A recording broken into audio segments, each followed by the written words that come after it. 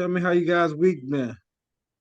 I talked to Winston, so but he probably had a little bit more questions. I'd rather be he be thinking over there, man, trying to get it together. That's Yeah, right. yeah, I had some questions. Thank you for, getting around to, answer my questions, man. I really appreciate it. Okay, I know. How you Yeah. been? How your week? How you did you get with the Chambers of Commerce? Not yet, not yet. I'm gonna do that on Monday.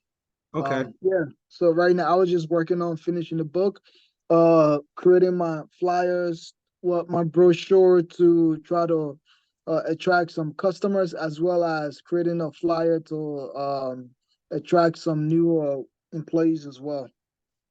Awesome, awesome. So how you met? You just making them online? Fiverr. Oh, okay, perfect. Yep. Yeah. That's a great way to. Yep. I try to use Canva, but I have no artistic skills, man. So I give up real soon. Yeah, it's kind of tough to start from scratch, man. And Fiverr's so inexpensive.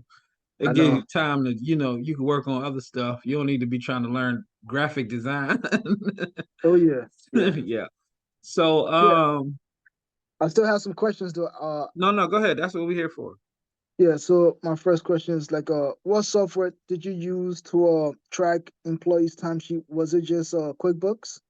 Um, so we've been through a couple different ones. The one I Mm-hmm. would suggest you use is right now, so you don't have to spend no money, is Homebase. Home You base. can start Okay. off with Homebase. Homebase has probably the best overall uh features because you can start off with just doing clocking in and out, but then you can expand it to like payroll and other stuff like that. But Really? Homebase is a really good software, but they have like that's not it's home based, but it's not for home care or anything like that. It's a Yeah. general time tracking software. But they have like ADL Wear, Access Care, and they got like a whole host of other ones. The one I would suggest if you're gonna go with it's like a but it okay, so they have like a lot of new integrations, but the one I would suggest is a Access Care. Access Care. That's good. But you All right. don't but you'll have to start paying for it immediately, right? So I'm just thinking like until you really want to, so what you want to do, man, is try to do things as affordable as possible in the beginning. So you just want to keep your budget as low as possible. So Got I it. would just Got start it. out with home base and then look to the future. You can kind of like get on some of the demos and see what some of the other ones, like the actual home care softwares, have to offer you. But in the meantime, I would just stick to like home base because they All have a right. free version. Yeah. Got it. So next question is when you're running a background check for employees, what company do you use? So there's one that we just recently started using. It's Karma something. I can't remember the name right offhand. Like Check Karma or something. Hold on, All I'm right. trying to see real quick in my email because we just started using it, but it's a lot of stuff out there as well. Um, they're all pretty good. They all pretty much do the same stuff. But I think it's Is there called any cheap Karma. ones? It's called Karma Check. And I think Oh, Karma Check gave us like a bundle. Hold on, let me double check if I all got right. the number right, name right. Check. That it? Yeah, it's called Karma Check Karma with a C or a K? with a K. Karma check. Okay. Mhm. All right. Are they pretty affordable? Yeah, yeah, they're really affordable. That's why we went to them. All right. Cool, Yeah. cool, cool. Uh, so I was watching some YouTube videos and a question popped in my head. So once you meet with a potential client or a client who has signed an agreement, um, would you suggest have them giving maybe a week to or even like a month deposit, so you are able to pay your employees rather than Uh, waiting having it backfilled? yep, that's a good question, man. A lot of people kind of worry about that. And I never asked for a month deposit. I think in the beginning I probably got a month deposit before, with like live-ins, but never like for hourly. I got Got it. but I always try to get at least a 2 week deposit. So, Yeah, okay, so 2 weeks deposit. even if just 1 week will help. You know what I mean? Because you're gonna. Yeah. So what you do is, if you pay your caregivers bi-weekly, and then you get Yeah. that 2 week deposit, you got some nice cushion. You know what I'm saying? Yep. So but at least try to get a 1 week deposit, and then also pay your caregivers bi-weekly. So Got it. they're Got not it. getting their first check for 2 weeks. All right. Yeah. And do you also use home base for payroll or For QuickBooks? payroll, you use check. You could use QuickBooks or Bill.com if you're using uh independent contractors. But the more you can just use pay, the more you can use QuickBooks, to keep everything in one place, the better it's gonna be. You know what I mean? Got it. Yeah. All So right. QuickBooks is like is your accounting software. That's where you want to make sure all your money is being, processed through. So you can just basically see everything that's going on. You don't want to have like 4 or 5 different things going on. If like you got your payroll with this app, you invoicing with this app, you accounting and bookkeeping with this app, because they got all these different apps. But you can you can integrate it all in the QuickBooks, like invoicing, payroll, bookkeeping, and all that. And then you can also, it's all, QuickBooks has a feature where you can add your accountant, so your accountant can be doing certain things alongside of you, and kind of and that's how you can do your bookkeeping as well. All right. So Um, try to do as all much right. as you can with QuickBooks. Yeah, I have just one final question. Go ahead. So I think I've asked you this before, but I still, just want a little bit more clarification. Um, starting out, some of the bigger companies do provide benefits. Is there any company that could provide, that I can try to get smaller benefits for my employees, or I shouldn't worry about trying to provide benefits right now? Yeah, we had this conversation. Yeah, I said not right now. I wouldn't worry about it. I wouldn't worry about trying to give anybody employ. I wouldn't try to integrate that under 10 clients. You know what I mean? Okay. All I right. wouldn't even think about it under 10 clients. And the way Maryland allows me to function is I have independent contractors. So most of them don't even, they don't even expect it. So Really? Okay. and it's a huge it's and I guess, like you said, the bigger companies like the franchises and stuff like that, they have Yeah. they can afford it. Yeah. They got 70, 80, 90 clients, stuff like that. You can build it into your budget, but I've never offered it. You know what I mean? I've never offered it. There have been some times when people did ask, and we were able to help them find, like, smaller uh programs, like even through Kaiser. Kaiser has some stuff that we can like refer them to, but we weren't paying it ourselves. Like Kaiser will like cover one individual for like 200 a month. You know what I mean? That's Kaiser Permanente, and they have some stuff out that they're rolling now. Kaiser Permanente, they have some stuff that they're rolling out now for small businesses and independent contractors and stuff like that. And that's why I'm So, even through. You know what I mean? So so like I use Kaiser Permanente. Kaiser, Kaiser, Yeah, Kaiser. Yeah, Kaiser, KP.org. KP.org. Okay. Yeah. All right. Yep. I'm all set for questions. Hmm.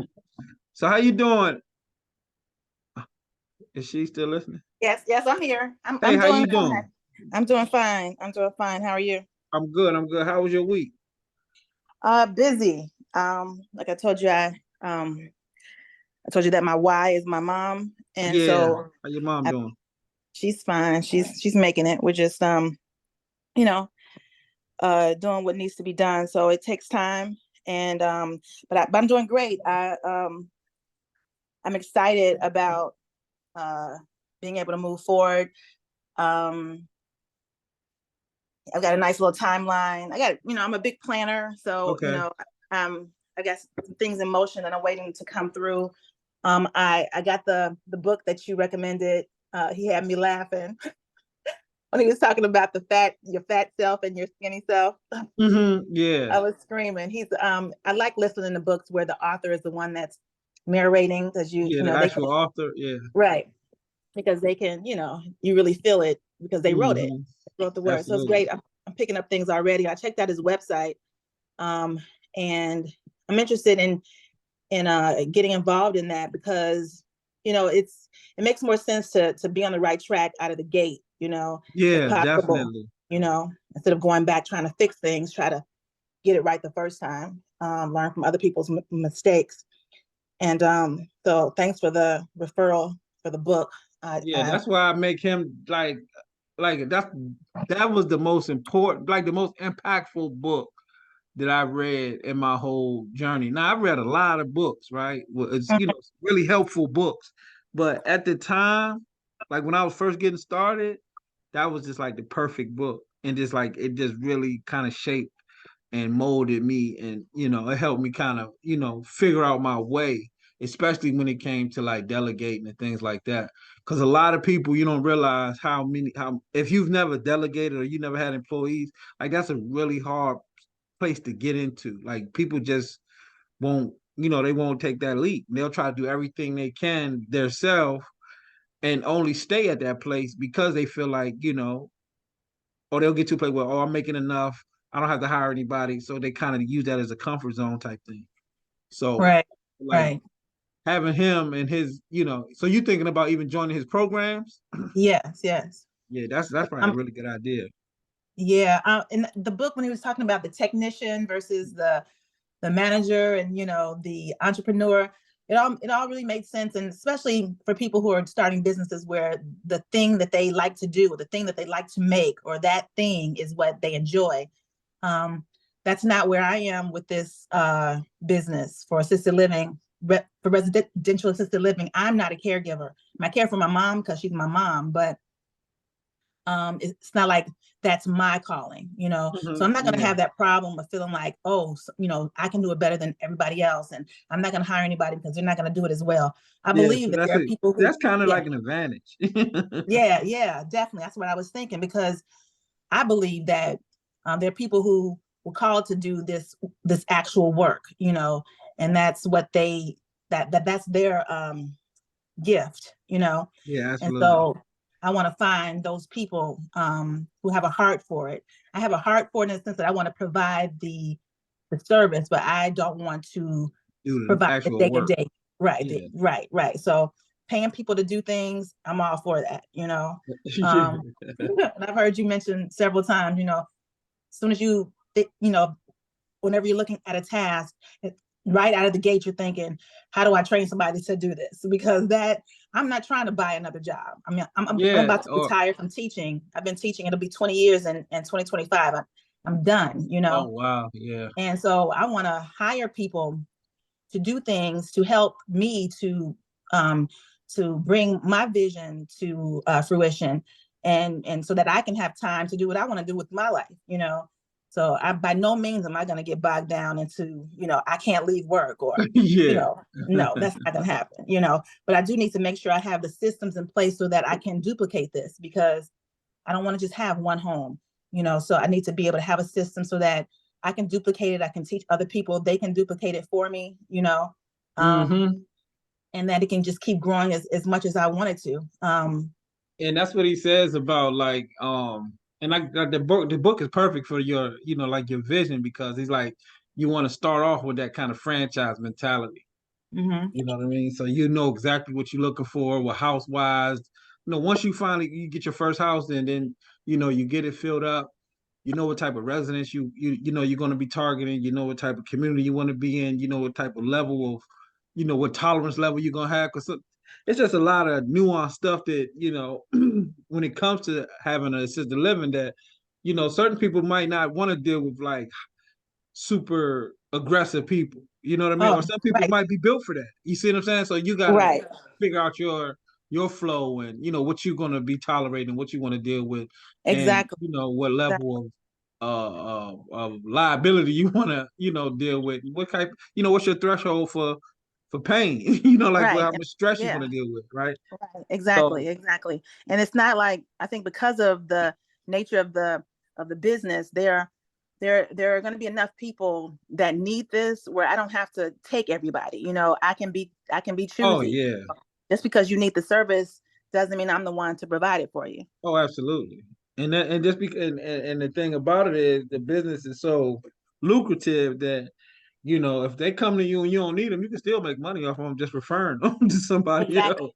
Exactly. So it's that's how you end up having these pivots, or not necessarily pivots, but these other streams of income, but under the Hmm. same umbrella. Like I don't like to when people talk about like multiple streams of income, because it seems like they be scattered brained all over the place.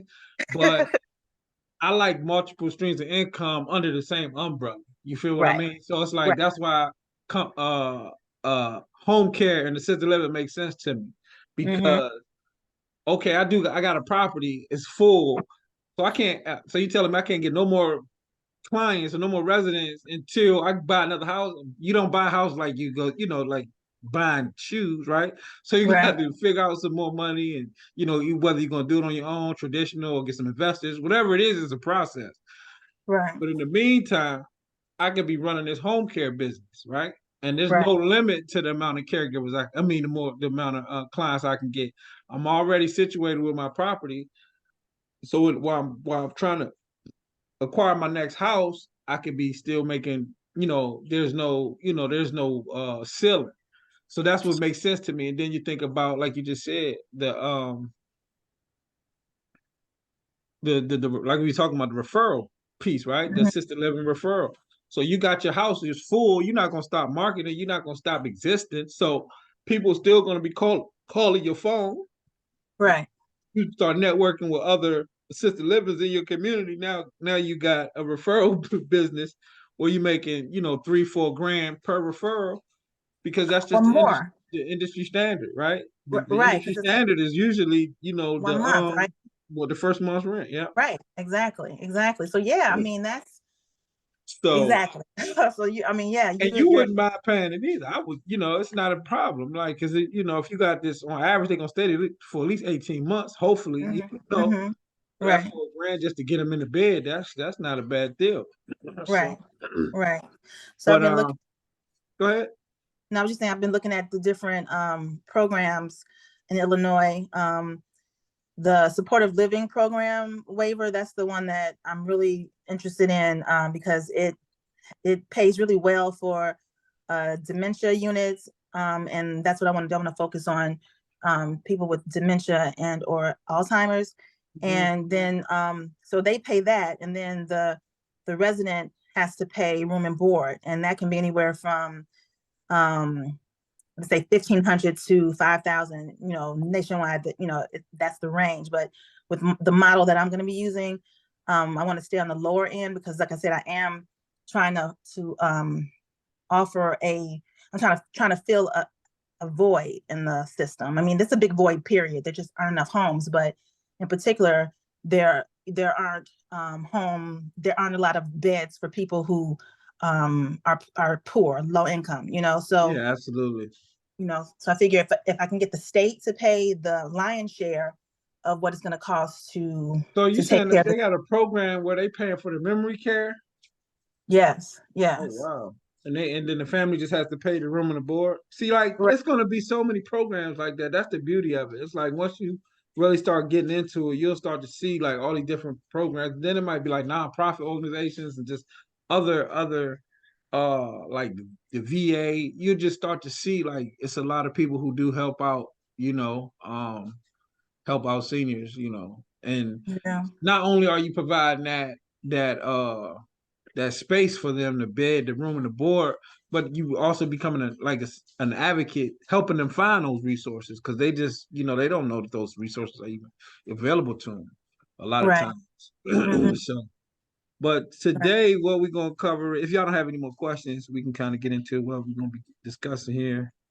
okay, Um, thanks, some simple stuff, nothing too heavy, but I just don't want to skip over it, like, because I don't know what people know and don't understand about certain things. So there's some business banking affiliations, insurance and bond.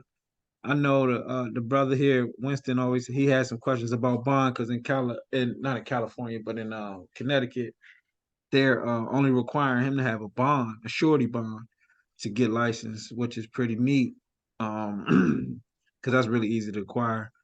And we're gonna talk a little bit about your budget and just how to like start thinking about your finances. I ain't gonna get all in your business, but I'm just tell you like how I begin in the beginning, how you just have to really understand that this isn't like a hobby, man. This is a life altering, you know, endeavor. And if you're not preparing yourself mentally by way of your finances, you will, you'll end up in a bad situation, or you just be really, you'll be really you'll have some messed up if your expectations aren't correct, you'll have some really bad results. And because you were thinking that it was going to happen faster than it does, and you also may be thinking that you can keep on living the lifestyle that you live in, and also do that as well. And this isn't necessarily for everybody, right? 'Cause I don't know what your finances are. I'm just telling you from my perspective. Like, I was broke when I started, so I had to really, hunker down and make some life decisions. Like, okay, what are we doing? We gonna have fun on the weekend, or we gonna have to, cut some stuff off, or we gonna be, watching, are we gonna have all these streaming services, or are we gonna be using that for marketing dollars? Like, it's like it got that serious for me, where I had to like make some real decisions on, what was important. But obviously it paid off. I haven't had a job. I haven't had a job since I was in my 20s, and I'm 43. So I've been doing this the whole time. So Oh, wow. Congratulations. yeah.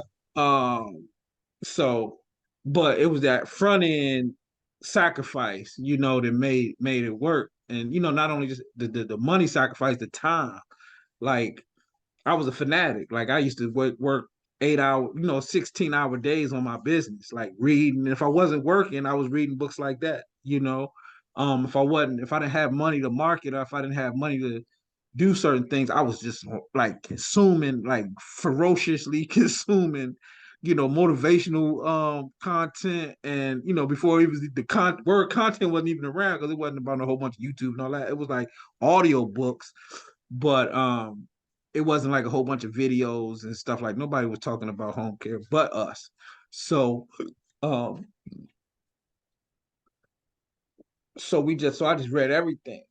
And but that's kind of like what we're going to be discussing there. And then we're going to get into the referral sources, where you can actually start building that list of people who you're going to start reaching out to.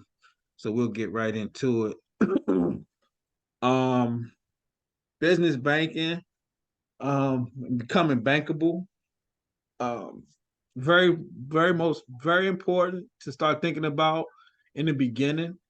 um and believe it or not, I didn't take that stuff serious till really late in my process, because I don't know, maybe it was just a product of my early success, that I just didn't care about credit too much, because we was just always making a decent amount of money, so I didn't really worry about credit. I wasn't trying to do anything as far as credit, and I was bootstrapping everything, so I was used to using my own money for stuff. So I didn't really start to realize how important it was to be bankable until I went to I had I had went on a boat ride. I went on a fishing trip with some of my friends that I hadn't dealt with in a long time, and they had experienced some success in real estate, and I was in real estate for a minute in the early, like like right after the bubble, like in '09. I started like wholesaling, just flipping houses real quick for quick cash. And that was like my first entrepreneurial experience. But I hooked back up with those guys, and they had, kind of, they had, graduated from just the wholesaling stuff, and they was getting into like financing, new construction, and like buying land and then building houses from the ground up, then selling. So it was like a really an advanced approach to real estate investing. And it didn't really make me want to get back into real estate, outside of assisted living, but they were just telling me the importance of, becoming bankable. And that was the word, the phrase that he kept saying. He's like, bro, you just got to make sure you're bankable. And what did that mean? So it didn't mean just having good credit. It was like having your book straight, having a bookkeeper, and that's what I was discussing earlier. Was when he was asking me about payroll, and I think he was asking me about payroll, and well, after you, so what the banks want to see, especially for small businesses, when you go in there, and you start asking for loans and stuff like that, as a small business outside of just your personal finances, they want to see that you're that they can see everything, right? They want to see that you're making money. And you could possibly be making a decent amount of money, but if your books ain't together, you won't be able to see it. Like, it was a time where I don't know how much money I'm making. Like, and that sounds crazy, but it's like you just be in it, right? You're like, oh, I got enough money to pay the bills this week. I got enough money to pay the bills this week. I'm paying my caregivers, I'm paying this, I'm doing marketing. But I don't really know if I'm even profitable, but I'm making money.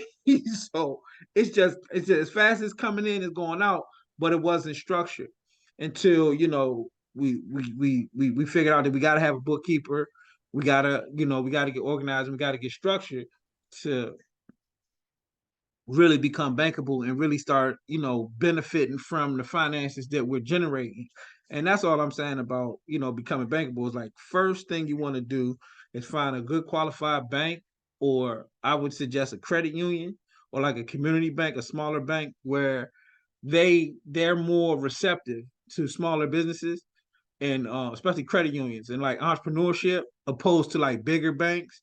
They like entrepreneurs, but they just don't like broke entrepreneurs like we are. Like small entrepreneurs. They like ultra rich. When you talk about like Chase or uh Bank of America, some of these bigger banks, they not paying you no attention. But when you go to like a smaller community bank or a credit union, a local credit union or something like that, you get a little bit more.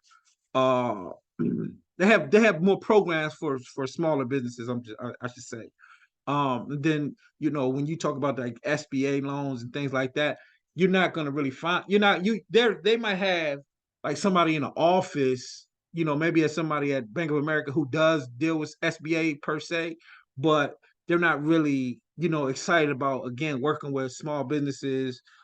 For loans that's not over 100K, or smaller stuff. They're just not excited about it because they can't really make no money. They $1 billion, multi-billion, even $1 trillion.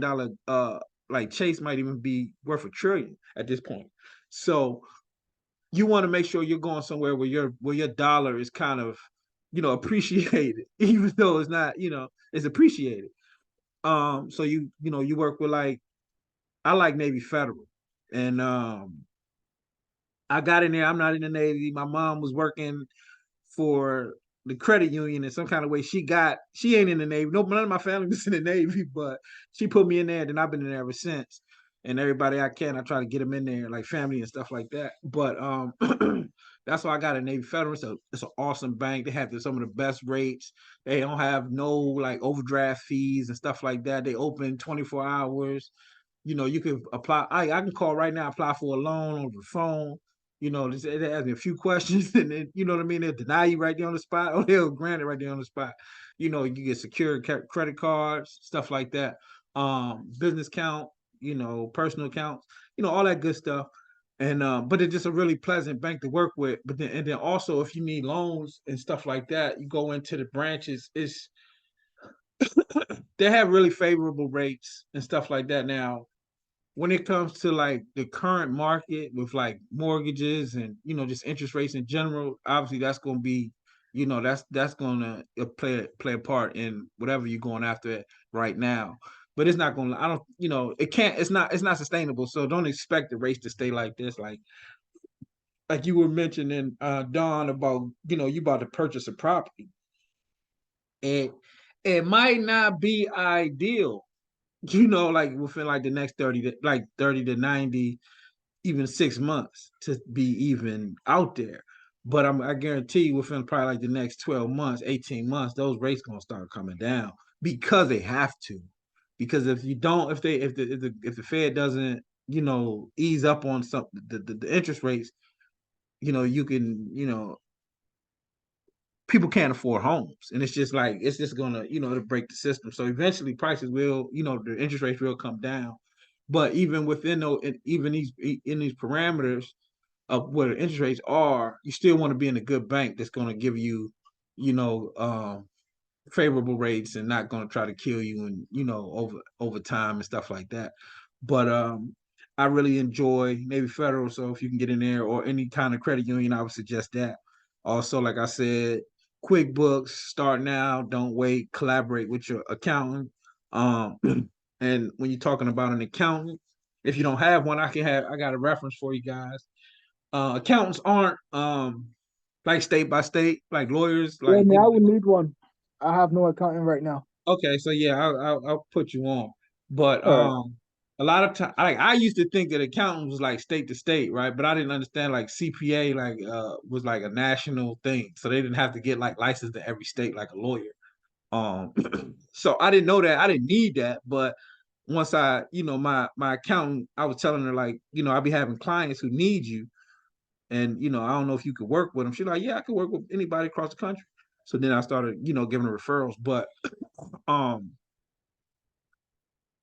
so you definitely want to have a good accountant, and but the other thing about that, let me say this, just to, not to try to push her on you.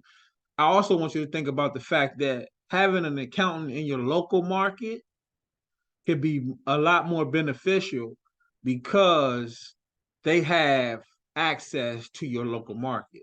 And what I mean is they can help you with kind of networking and knowing who to deal with and who may possibly need care or may need your services in some form of fashion. So your accountant can also become like a consultant per se, because one thing about accountants, they know everybody in business, right?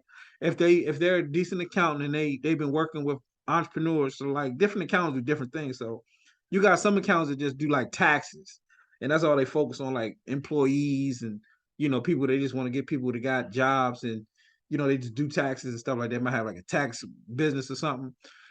But then you have accountants who, kind of focus on or work with independent contractors, entrepreneurs, small businesses, and businesses in general. Like that's the type of accountant you want to make sure you're working with, an entrepreneur friendly accountant who also isn't part of some huge firm or some huge organization that you're gonna get lost in. You also want somebody who you can communicate with, similar to the community bank or a credit union. You want somebody who you have access to. And then obviously that's gonna determine the rates you get and stuff like that for bookkeeping, and just overall getting your taxes done throughout the year, or how you gonna do them quarterly, yearly. Um, so you definitely want to think about it as well. And then, like I said, they have access to the business market, like the business community, the networking community. So that can also be beneficial to you as well.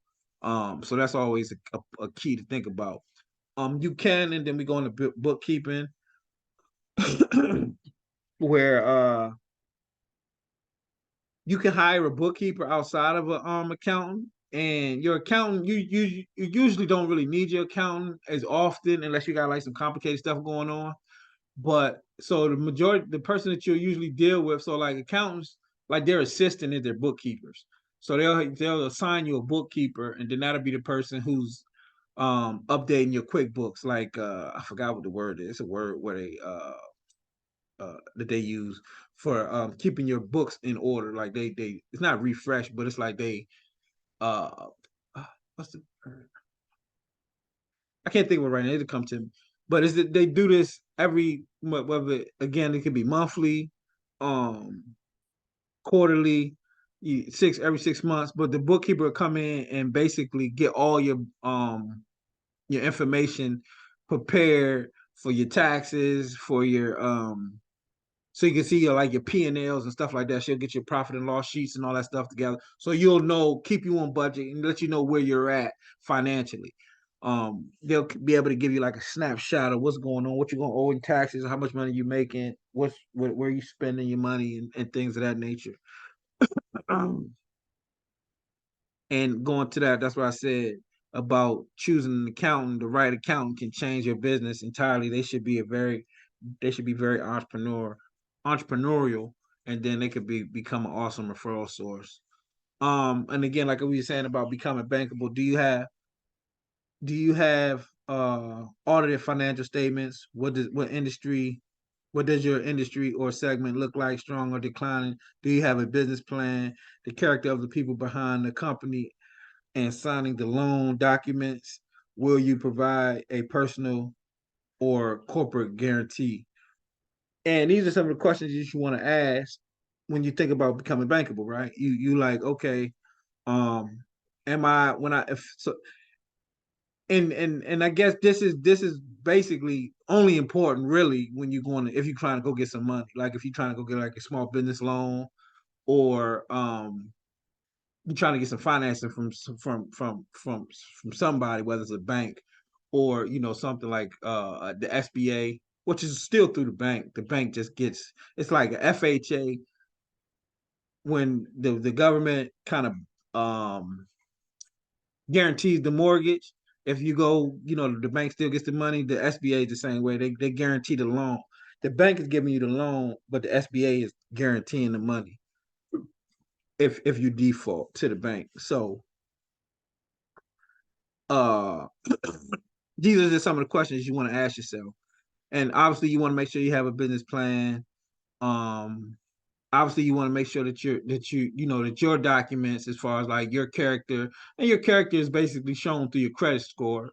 And your credit score is up to par. And are you gonna, on that loan, are you gonna guarantee it through your company gonna guarantee it, or are you gonna guarantee it like with your own credit, or have you developed your business credit? And we're gonna talk a little bit about how to develop your business credit next. So do you have any questions up to this point? Nope, I'm good. Okay. Um, so to get a business account, do you guys have business accounts? Both of you guys? Not yet. I plan on getting one this Friday. Okay. Yes, I What do. what bank account, what bank you plan on working with, Winston? I'm gonna go to Digital Federal Credit Union. Oh, okay, cool. What's it called? Digital Center. Yeah, Digital Federal Credit Union. Okay, I heard of that, man. I heard Yeah, of that. it's a s- Oh, uh, it's a decently good bank in New England. oh, okay. Yeah. Good, good, good. And who do you bank with? I've got I've got it with Fifth Third and with US Bank, but Okay. I have a Navy Federal personal account. Maybe I should go ahead and open one there as well. Yeah, yeah, definitely. It's really simple. And they used to do it on where you had to go in there. Now it's you could do it over the phone or something, and you just send Okay, the them only in. thing, Just send your information in. Yeah, after COVID, they stopped making you come in there to do your business account. Because I okay, had just set up I'm a out. new one recently, and I went in there. I was like, hey, I came to, how you go sit down with somebody. They like, nah, you can do that online now. Like, oh, okay, cool. Well, it's not even online. You just got a call. The only thing about Navy Federal, with me being in the Midwest, there are no locations. Mm.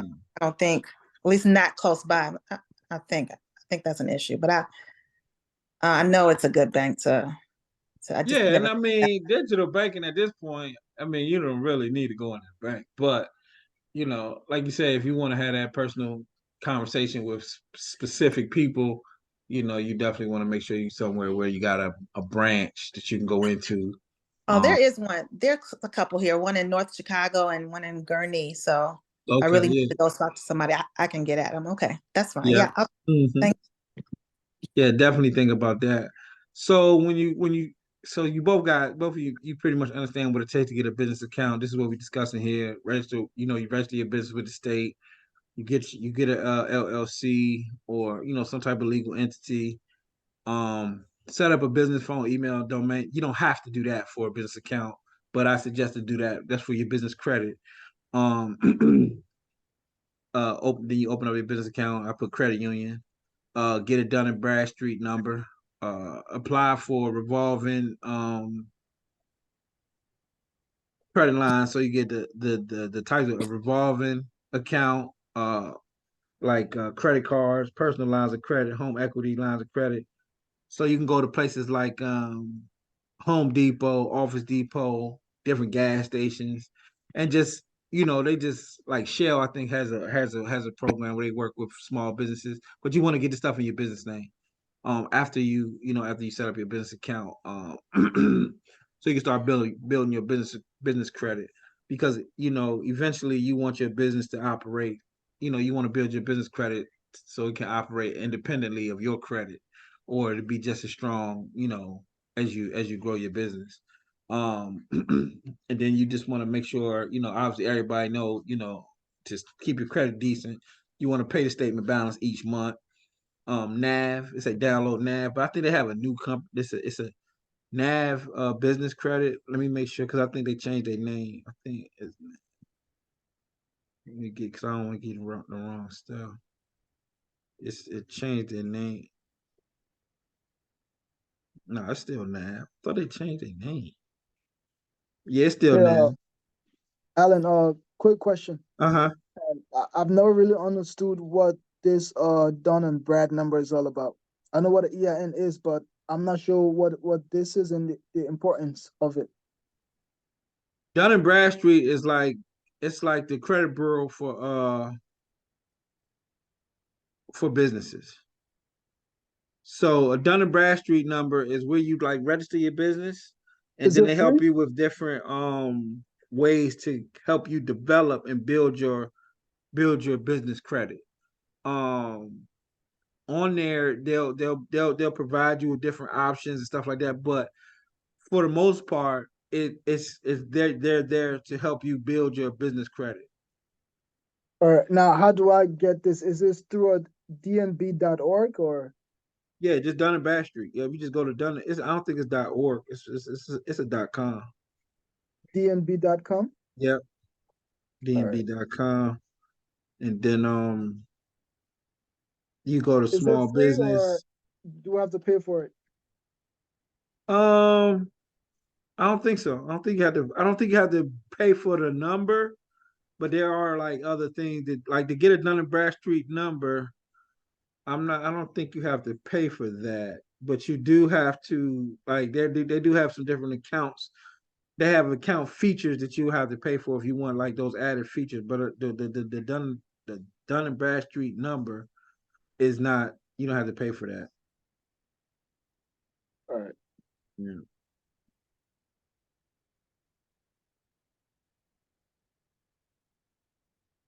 yeah, you don't have to pay for that. So where are we? Pay Payments and download now, and then again I'll talk about QuickBooks. Learn to implement QuickBooks. Affiliation. So like the brother was discussing, chambers of commerce. Uh we got the local score organizations. Like they got these score. Um so the SBA has what they call score branches, where you can actually go, and this is how I found my one of my accountants.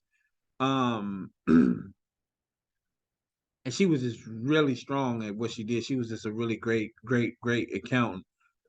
I went to the local score, the local SBA. So they had like these meetings. They used to meet at the YMCA in like this little room. And they had all these different professionals. Like they had a lender, they had a like a marketing person, they had a like a banker, a marketing person, an accountant. So like all these different professionals who were like, I guess they were there to market themselves to new entrepreneurs, but they also served as mentors. So once you join the score, or once you sign up, you have the option to, and this is all through the government. It's the SBA, it's the Small Business Association, or administration, and through these score groups, or these score offices that they have, you can get paired with a mentor. but then also you'll find all these different professionals in your local market, and then also you'll be able to meet other local businesses. Like you might meet somebody else who's starting a home care, or you might meet just people from all over, all different kind of, the different industries will kind of come to these meetings. It's just a great place to network. A great, and then they always do like events. They might have an event where, like for example, they had events where they walk you through QuickBooks, right? They a whole event like with two or three, a series of like one or two, three, four classes where they were explaining QuickBooks just for free. You just go there, and then they had like social media, like marketing on social media, and then doing ads, and just different things. So they had just all this different like developing credit, so all free, right?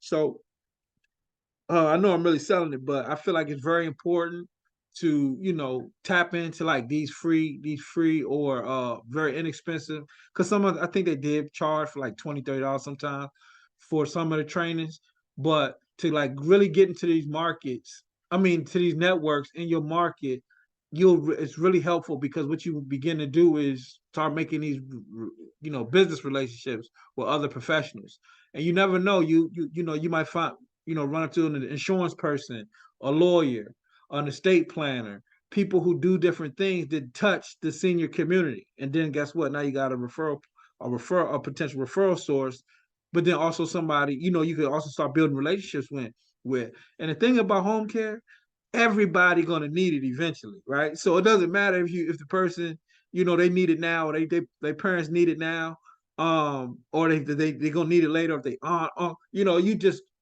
as long as you're around, eventually the people gonna start needing your services.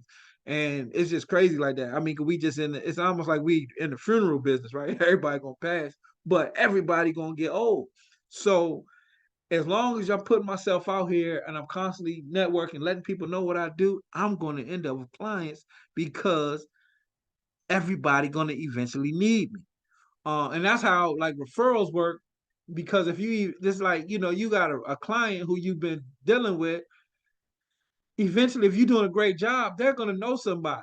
And sometimes you gotta push them and remind them, but they're gonna know somebody. Say, hey, look, man, we really enjoy, your services. We really like how you've been taking care of mom or taking care of dad. Oh, we told our neighbor about you. We told our friends about you. Now, boom, boom, boom, and that's just how it works. So it's very important, to affiliate yourself with like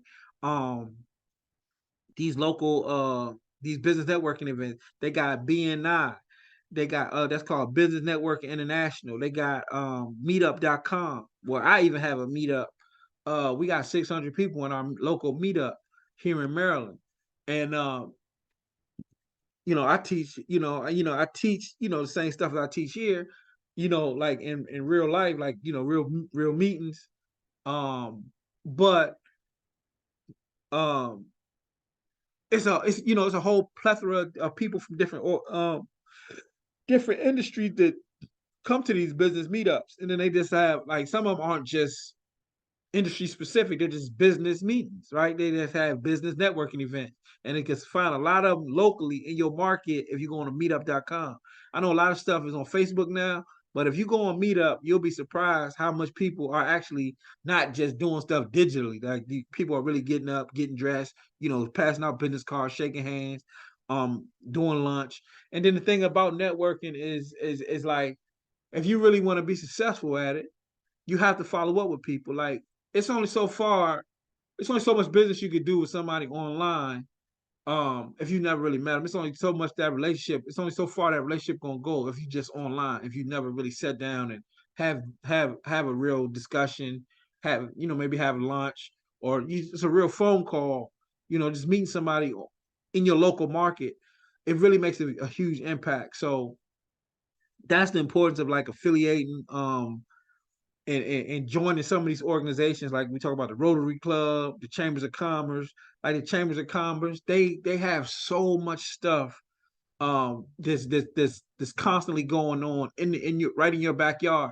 And the Chambers of Commerce is what it say it is. It's commerce. That's business. So you want to be in the community of all the business people all the serious people, all the serious businesses, like even like the people who own Chick-fil-A and make like the franchisee, like these people are frequently, are necessarily they're part of the chambers of commerce in your city. Like the serious business people are part of the chambers of commerce. So you want to begin to start networking and interacting in these communities. And again, just by way of proximity. If you're there and you're talking about what you do and you passing out business cards and you have brochures, it's always somebody in the crowd. I mean, anywhere I go. If I tell people what I do, it's almost like sometimes I'll be feeling like talking about it. But like if I tell people what I do, somebody in the room gonna wanna, oh man, I need to tell you, what should I do about my grandma? You think you can, not saying I don't be wanting the business, but sometimes, you just be on some other stuff. So, but you go into these marketing rooms where you meet these all these different industry professionals from whatever industry, like I said, lawyers, doctors, accountants, people, retail people insurance, just people from all over, all different type of businesses, businesses I can't even think of. But it's it's they're all people and they all aging and they all have people who've aging in their lives. And when you start developing these relationships, they're gonna want to do business with you. And when you think about home care, senior care, you would much rather talk to somebody or get a referral from somebody who knows somebody in this stuff. It's not something that you just want to really, take a risk because it's your mom or it's your parent or it's your loved one who who needs the care. And it's really close to your heart. So you don't just so that's why you'll see like families like in my database, I have families who who've been flirting around like window shopping for years. And it's like I just watch. I'm just and you always want to beg them like, yo, just get some care for your mom, break her hip, or it's like that's what you want to. You be screaming because they just shopping around and like, okay, we'll think about it, and But I know they just scared to take that risk or take the chance on a particular agency, or a particular person because it's so near and dear to them. So the more relationships you build, the more people and the thing about it is, if you find a chatty patty in the community, man, you golden. And you take care of Chatty Patty's parents, man, she gonna tell everybody. You know what I mean? But the flip side of having a Chatty Patty in your network and who you're affiliated with is that if you do bad service, it's that word spread even further. So usually we don't do bad service on purpose, right? But it's the caregivers that end up, doing something stupid and then that give us a bad name. So um not to like drift off into something different, but the importance of just getting out here, getting from behind the computer, getting from behind the phone, and going into some of these rooms. COVID is over for the most part. If you feel like you're a little nervous about, because all of us are, have become weird since, that was just a really tough experience for everybody, right? And it's kind of hard to get back in the rooms and stuff like that. But, push through that stuff, get back out here, get into the world where you're interacting with people, and especially in the rooms with other entrepreneurs, other business owners, and you'll be it's so beneficial to get around like-minded individuals because they could just see stuff or they've experienced stuff and they're going to be saying stuff that you could just relate to so much, and it just feels really good even if you're not learning nothing directly, even like indirectly. You might be hearing something from somebody who does something totally different, but it just makes so much sense to you and your business. And it's something that you might not get out of a book. It's something you might not hear from me, or something it might not be you might not see that reel that gives you this information on Instagram or Facebook, right? You need to be dealing with real other business people, and I'm kind of spending a lot of time on that because it's just important. I feel like to get out here and start to like associate yourself, like I said, the chambers of commerce, the local SBA, the score meetings like the chambers of commerce that's gonna cost you. It shouldn't cost you too much, but sometimes I think they go off like the size of your business, like 1 to 10 employees there's a price, 10 to 20, stuff like 10 to 100, stuff like that, or like 20 to whatever. The SBA shouldn't cost much. Meetups are usually free to join. You just gotta put in your contact information. You get on meetup.com and then you just join. BNI. So the way BNI works is so BNI is a little tricky. They have where they won't allow the same person, so the same industry in the group. So they can only have like one home care person. So you won't be in there competing. You know what I mean? That's kind of like the way they set up.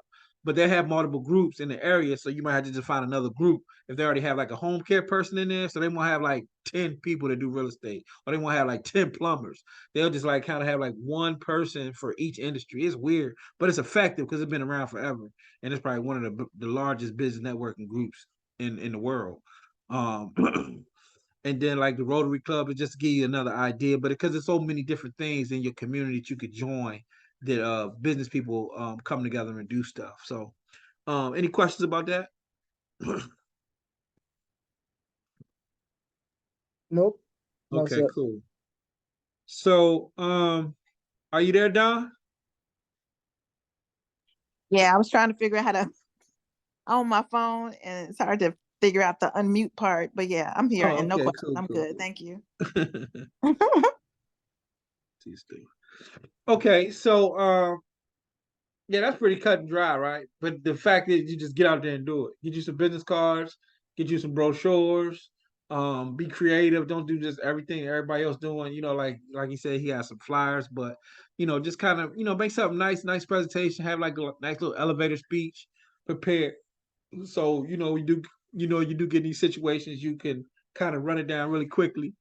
What you do, what you're about, and how you can help, and how you can add value, and listen as well. Listen as well to what people are saying, and then from that you'll be able to see how you can help them individually. So it's very important to get out there.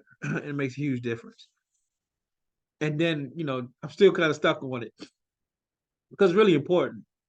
You'll begin to build a new network of friends. And that's awesome because believe it or not, sometimes when we go off into this entrepreneurial journey, our friends don't go with us. Our family don't go with us. They don't transition as fast as we do, or they don't begin this new world, in this new world that we headed into. Like a lot of our family and friends, they just stuck in an employee mindset, and it's not a bad thing per se. If they're happy, they're happy. But you'll begin to have new conversations, new ideas, new thoughts that they won't really be able to relate to. And by going into these new venues, these new places, you'll begin to like rebuild, your network of friends and colleagues, and it is just a really exciting thing to do.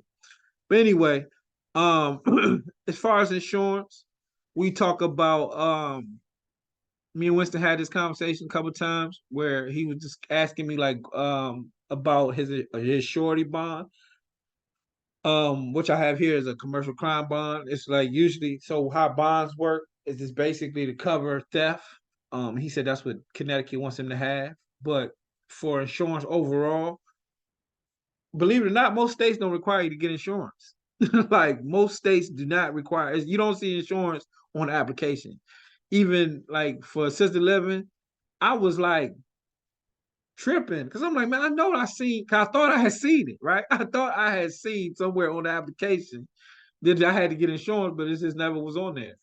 And that's for home care and assisted living. They don't make you get, like, the state don't require you to have insurance. That's what's crazy.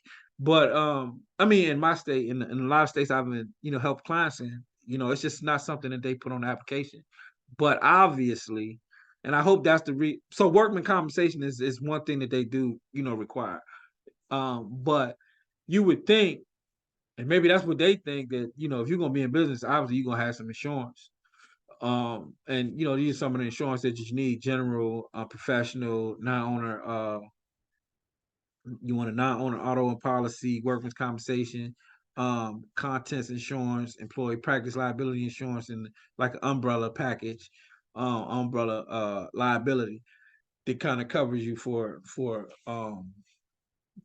all different reasons. So you have insurance like general and professional that's going to cover your employees, your office. Like if somebody comes to your office, slips, hurts themselves, or they hurt themselves at the job, or they hurt themselves at the client's house, or the client gets hurt, the caregiver gets hurt, stuff like that. All of this stuff you want to make sure that you're covered, and that's like general and professional. Um, owner, non-owner auto is like you want to have insurance that covers your caregivers in case they have like the client, they got to take the client somewhere and stuff like that, whether they're using the client's car or their car, which we really prefer them to use the client's car, believe it or not. But you really want to be careful what caregiver you use. Man, I had this situation with this caregiver one day, um, where she was driving the client's car and they had this insurance. I don't know which one it is. It's one of the popular ones, but the insurance company called the family and said who is driving that car because they've been speeding, they've been running like the insurance company. It wasn't What? that they got no tickets or nothing. And it was I know the girl name there. Obviously I can say if I could her because it was like such a crazy thing. I still remember, and this was like years ago, probably like 5, 7 years ago. But Is the that a small insurance, town? huh? Is that a small town or something? What's happening with the insurance agent? No, it was a big insurance company. They had tracking on their car.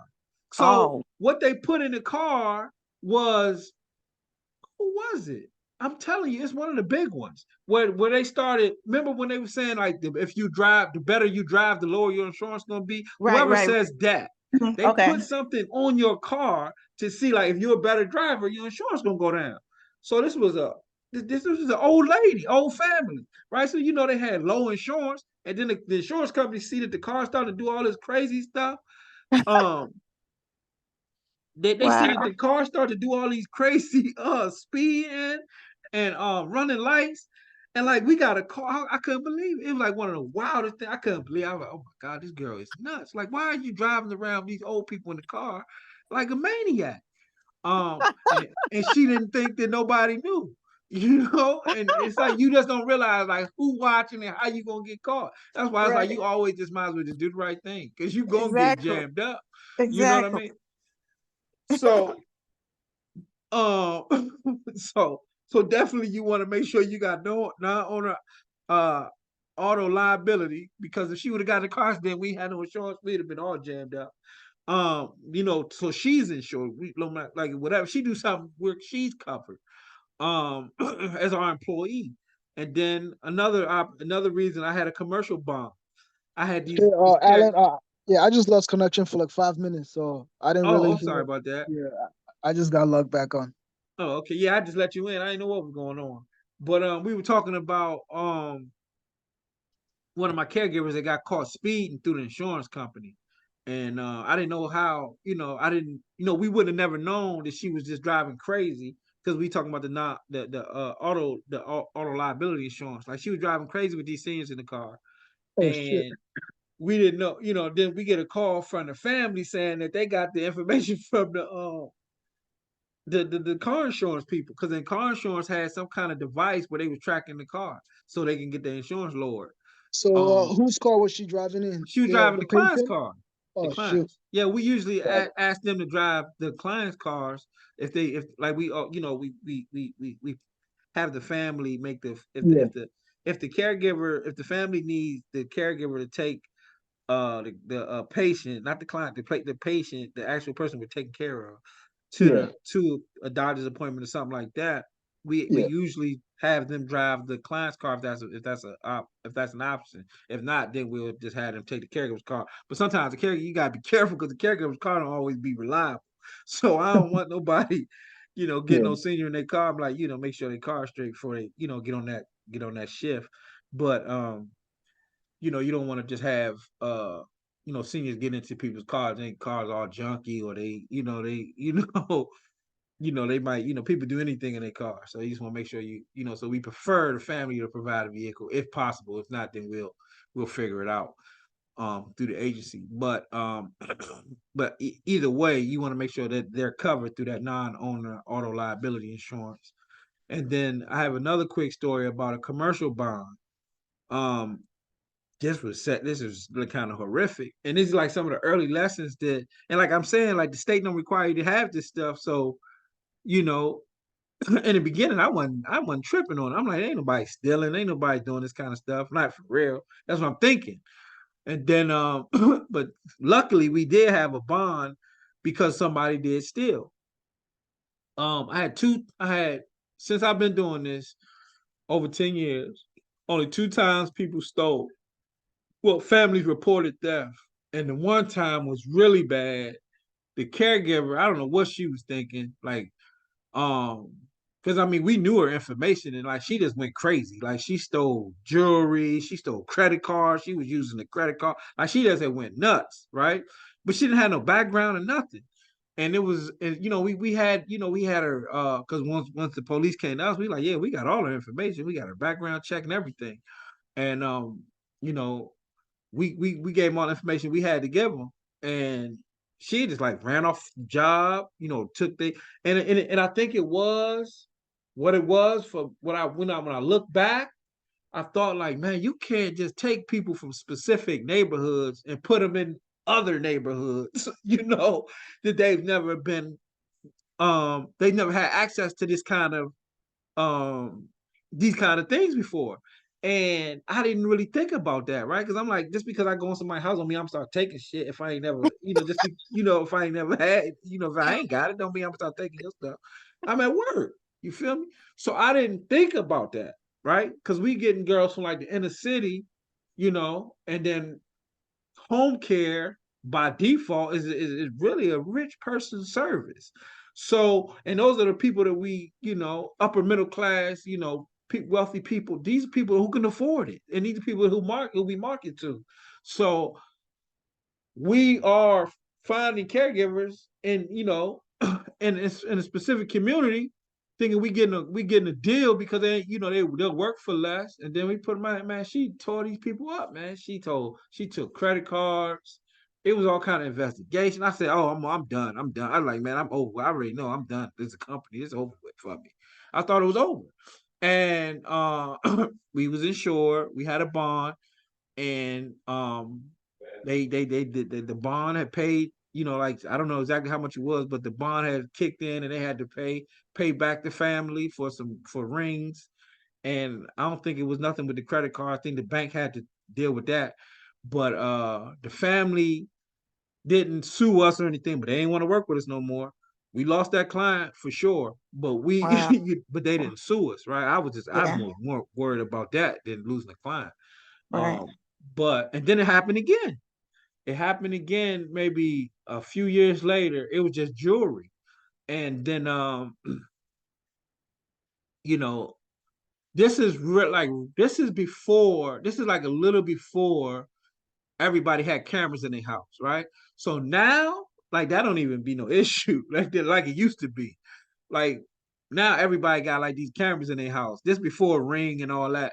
So now even when I tell our caregivers, I say just assume that you on camera at all times, like because we don't know because we ask the family to let us know if there's cameras and stuff like that, but we don't know if they're gonna be honest. So I just to kind of put that in the caregiver's mind because I done went through that before.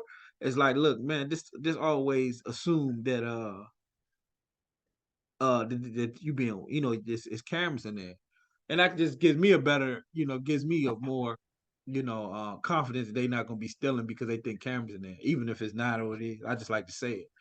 Right. So just some little, like I said, it's a lot of nuanced stuff that you won't even think about until you get into these situations. But definitely get you, man. Winston keep logging out. What's up, Winston? You keep logging out.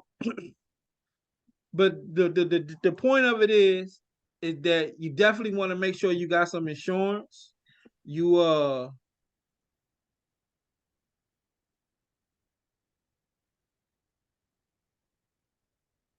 and who you could go through is a company called the Solutions Group. They're out of Texas.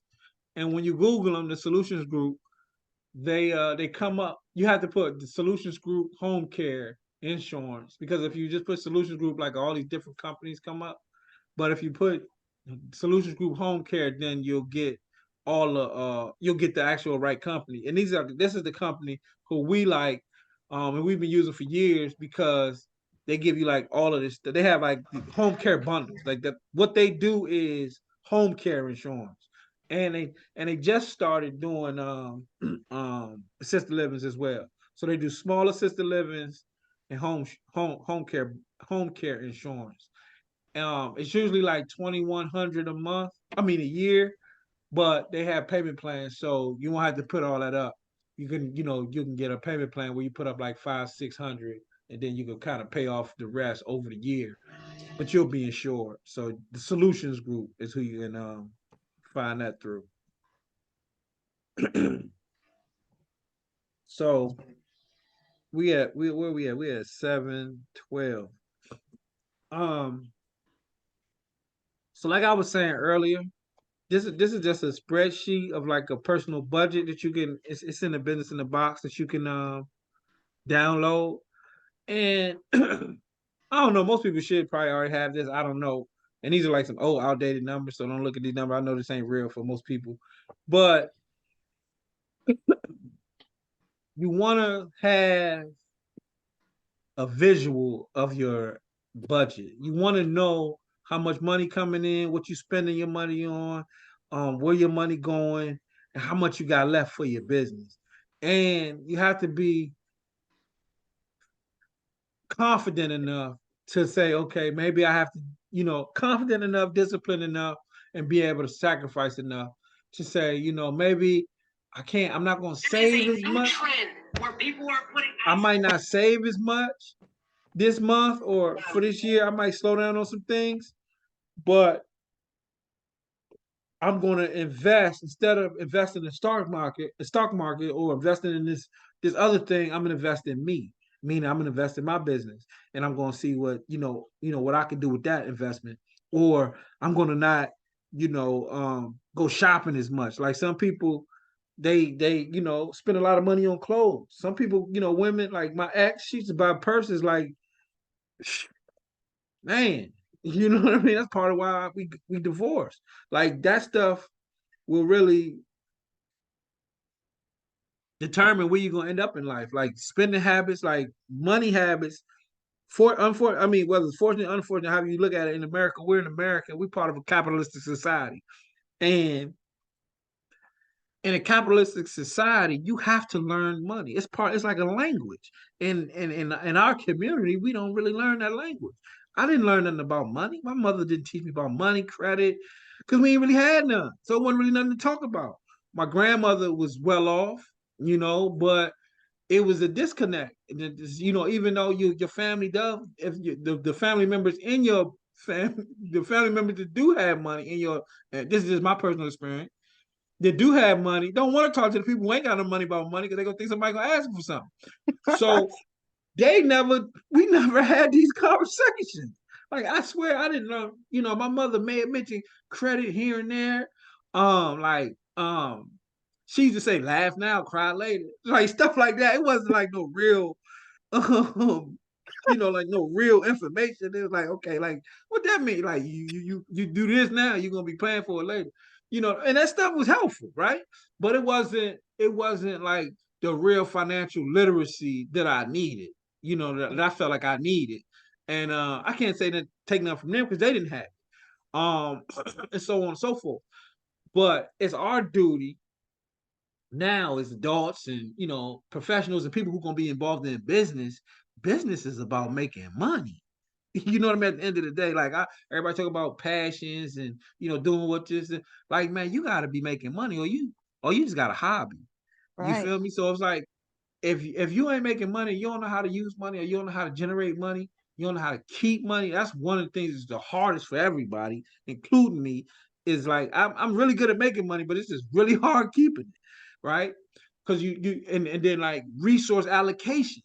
Like one thing you'll start to understand, one of the harder things as you grow is like, damn, where do I put the money at? Like, you always trying to figure out like, damn, what should I do next? Like, what's the smartest and most highest and best use of this dollar? And that's kind of like becomes a thing, right?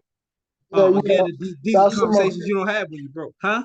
yeah, no, I was gonna say, that's some of the issues I had, like I had a business before and it was making a little bit of money and I wasn't sure where to invest the money. put it into new equipment? Do I put it into marketing? You know, that's kind of hard. You know, I think that's kind of hard for most people as well, trying to determine where to put their money at. Yeah, definitely. And it's like it's something you don't really hear about when you like everybody talking, everybody got these entrepreneur podcasts now, everybody talking about this and that. And that's kind of like when I hear stuff when certain things are missing, I kind of take for what I hear with a grain of salt because I'm like, man, they probably ain't even, why ain't talking about this or why ain't talking about that? Like, if you have a business, you start making money, that's gonna be one of the biggest challenges that you have every month. You're gonna be trying to figure out after you cover your monthly nut, whether you got like home care is like it's labor intensive, right? You know what I mean? So you gotta pay your caregivers. That's first and foremost. You gotta pay your caregivers. Um, that's when majority of your money going is to your caregivers, right? But then it's like, okay, we made some profit. Um, I was able to pay my bills at the house. Sometimes, you know what? A lot of times over these years, it was only just enough to pay my bills and pay my caregivers. And that was, and I was okay with that.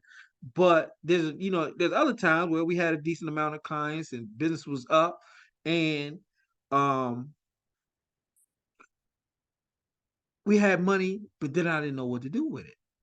You know what I mean? I didn't know what the best thing was to do with it. And then it's like you get caught up if you don't trust yourself or you and sometimes it's good to have a mentor because somebody who's been through it and stuff like that, especially a mentor in the same industry, or you just tapped into people in the same industry who can kind of give you advice down the line, like, okay, this person has a 50 unit assisted living portfolio. Like, okay, I can kind of talk to this person, like, what should I do? What should I do? Or this person got, 3 Bright Star franchises. Maybe I could talk to this person a little bit. They can give me some guidance on, what I should be thinking about. But yeah, that's a very important question that you're gonna have to answer every month. And especially from now, from the beginning until not having much money you got. But in the beginning, you have to begin to look at like um and I'm kind of extreme. Like I would rather I had went from car notes to like, no, I'm getting rid of the car with the car note. I'm going to buy a car. It's going to obviously it's not going to be as shiny and new, but you know freeing up that money was almost like my whole marketing budget. It allowed me to begin to use, put that money towards my marketing. And it really helped. It really made a lot of sense. Right. So you start to think about like, damn, I'm not going out as much. I'm not going out drinking with the homies all the time. I'm I'm spending more time reading books. I'm going to these networking events. I buy the clothes that I need, the clothes that's, to make sense for my personal, my that's gonna help me grow and put me in the situations and the environments that's gonna mean something, like, whether just buying Jordans and Timberlands, I'm gonna have to buy a suit now, you know, stuff like that. So you begin to think about like what's gonna be beneficial and what can I let go of. And like we can't go to the movies all the time. We can't if we eating out on a regular basis, we gotta cut that back. We gotta start preparing our meals.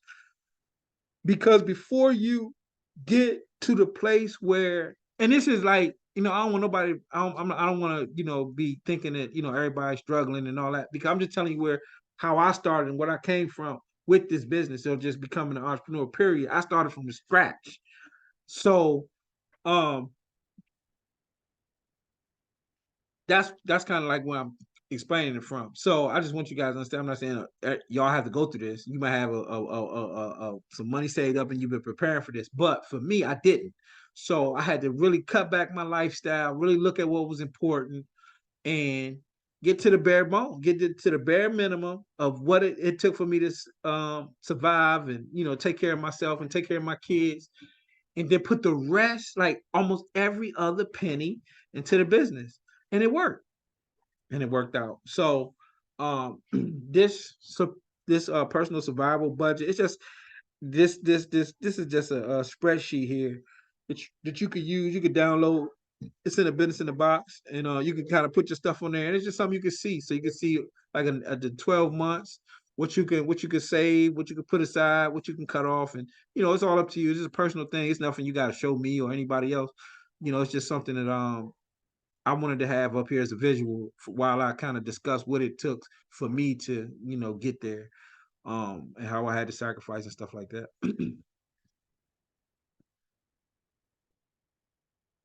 So real quick, we're gonna have to hop off here in about 10 minutes.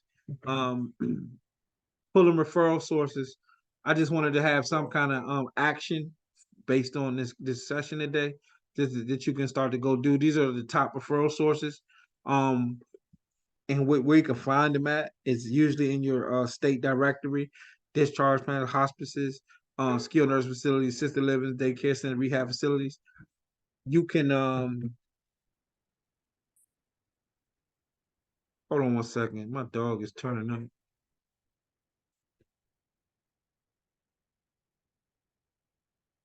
This is actually my state's website. So if you look closely, I don't know if you can see it. It's kind of small. I don't know if I can zoom it in. Yeah, it's every facility. It's a list of all the facilities in my state. Could y'all see that? Yeah. So what website do we go to get that? Every state has a different one. So your state should have some type of when you get licensed, Yeah. that means your information is public record, right? So your license, see like licensee directory, you just put Connecticut licensee directory. And then everybody who has to get a license, there should be a directory. That's the point of getting a license. So the public can know who you are and that the state can know who you are. You're licensed, so you just not out here operating a mechanic shop. You ain't got no license. You could just be gone the next week. Like, oh man, he beating up everybody on their cars and all that. So you get a license, so the state knows who you are, and then the public can find you. So it's all public record. So all of these facilities and stuff. See, like, look here. This is the exact. See, like, this is Department of Health, Maryland Department of Health. It's called OHCQ. These are actual assisted livings. Did we just look and tell me how many beds they got? 35 bed, 16 bed. This is just one page, and it's probably I think it's like 1,700 facilities and just assisted living facilities in the state of Maryland. So that's going to give you a good starting point. Or you can just Google them. You can just Google. Obviously, you can't. All the hospitals, the agencies, the hospices, the skilled nursing facilities, and stuff like that. You could just Google it.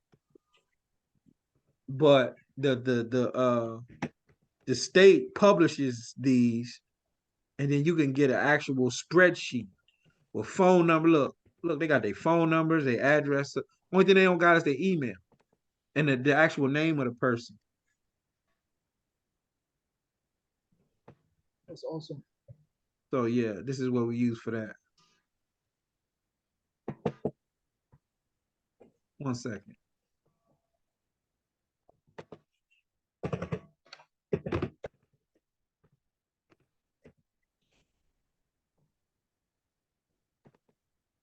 lot of information.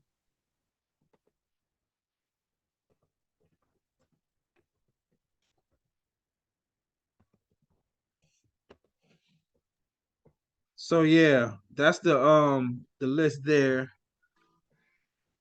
that you can get. Like I said, you should be able to just Google that on your state's website and get that information. This is the required reading for the week.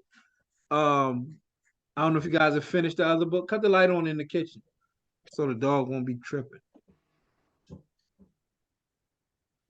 You got to cut the light on in the kitchen.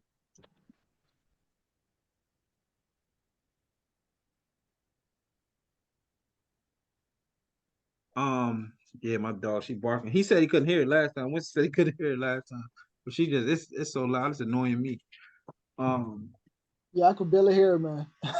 So yeah, this is kind of wraps it up for the evening. You guys have any questions? up to this point? Yeah, I have one question. So you also want us to look at home health agencies as well? Yes.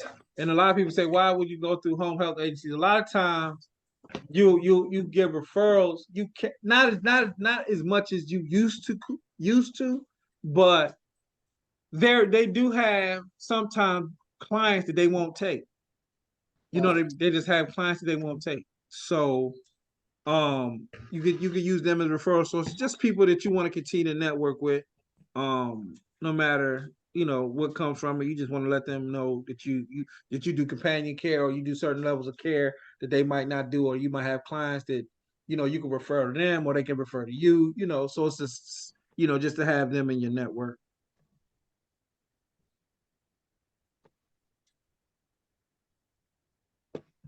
Sounds good.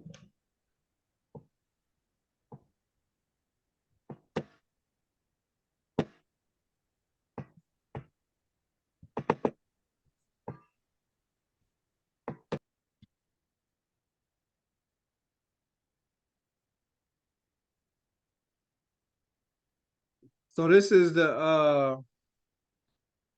this book here is another great book. I made this second because what it does is it's like I don't know, man. It's like my first introduction to Grant Cardone.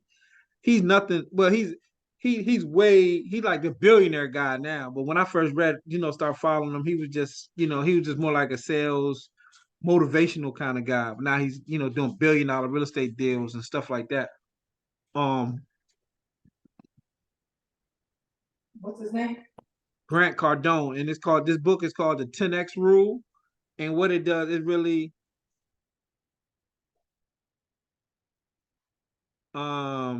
it really helps you level up your thinking on what it's going to take to make stuff work.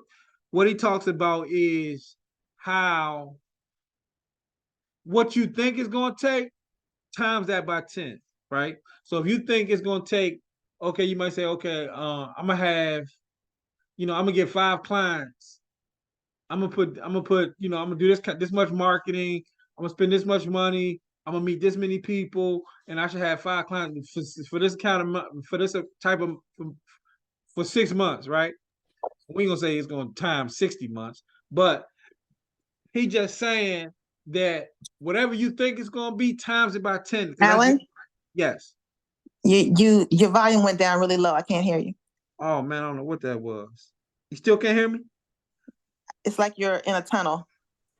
Wow. Can you hear it? Can you hear him, Winston? Yep. How I hear about him now? just fine. I hear him just Oh, fine. maybe it's me. How about now? Weird. Okay. I It's hear still you like fine. that? I'll just try harder. Go ahead. It's still like that? Yeah, but if Winston can hear you, then it's not you. Yep. I hear you pretty fine. Okay, wow. Are you on maybe because it's on the phone? Yeah, I mean, it was fine earlier, so I don't know. Okay. It's strange. Yeah, we had to end, so at least you Oh, made you it know through what? the It was through me. the I'm call. sorry. You're back. Sorry. But yeah, this is a great book to read. Check it out. Hopefully you enjoy it like the one previously. And if you have any more questions, um, after this, just feel free to give me a call, schedule a call if you need a one-on-one. Winston does it. We got other cohorts. I'm on the call. I talked to about 4 or 5 people a day, just coaches. So it's fine. Don't worry about it. Just if you have something to say, just shoot me a text or email, or jump on my calendar, and we'll have a call. Other than that, guys, have a good week, and try to get as much done as possible. Read those books. Um, and try to like I said, pull some referral sources, uh work on your budget, get some insurance quotes, and join some affiliations if you can. Join some organizations, the free ones at least. All right. Okay. Thanks, Alan. I appreciate it. Okay, y'all have a good evening. You too. Bye, guys. All right.